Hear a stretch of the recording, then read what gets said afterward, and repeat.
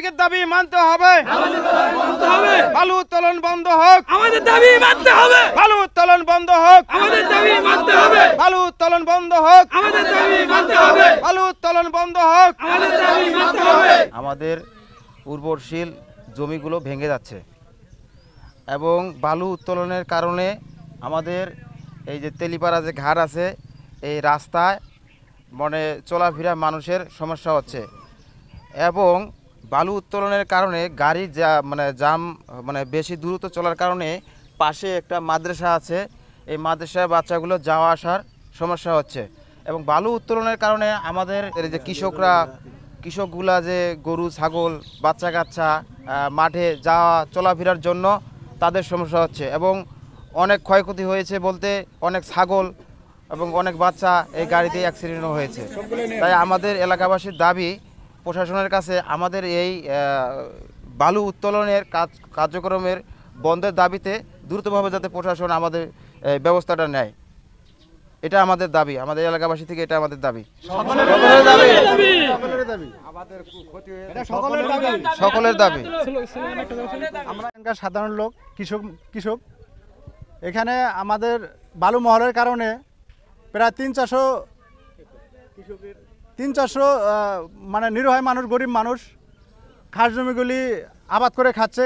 অনেকেরই কাগজের জমি আছে, অনেকেরই দলিলকৃত জমি আছে।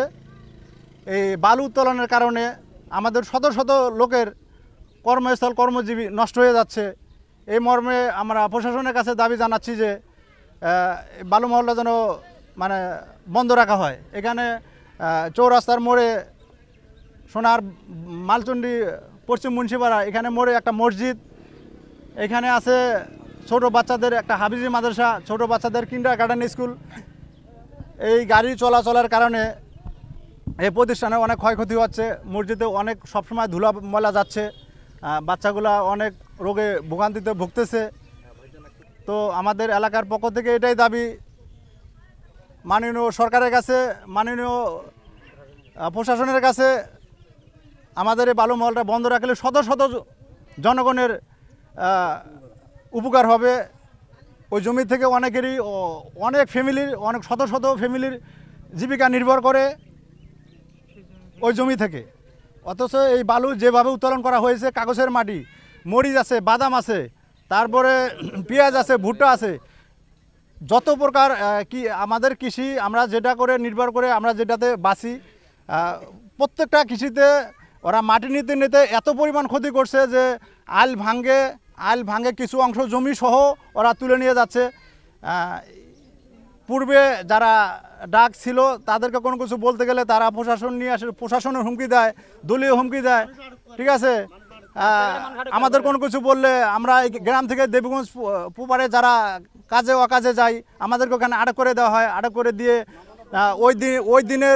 ওই দিনের ইনকামের যত টাকা আমাদের কাছে জরিমানা নেওয়া হয়। আমাদের এক ছোট ভাইয়ের কাছে 15,000 টাকা জরিমানা নিয়েছে।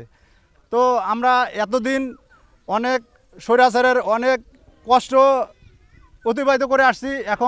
এখন যেহেতু আমরা মনে করতেছি উন্মুক্ত বাংলাদেশ, এখন আমরা যেহেতু মনে করতেছি এখন প্রশাসন কারো অন্তর্ভুক্ত না, কোনো দলীয় লোকের অন্তর্ভুক্ত না, এই জন্য আমাদের এলাকার পক্ষ থেকে দাবি যে এই একটা বালু বন্ধ হলে যদি শত শত লোকের উপকার হয়, আমাদের এলাকার পক্ষ থেকে এটাই দাবি, বালু মহলটা বন্ধ রাখা হোক।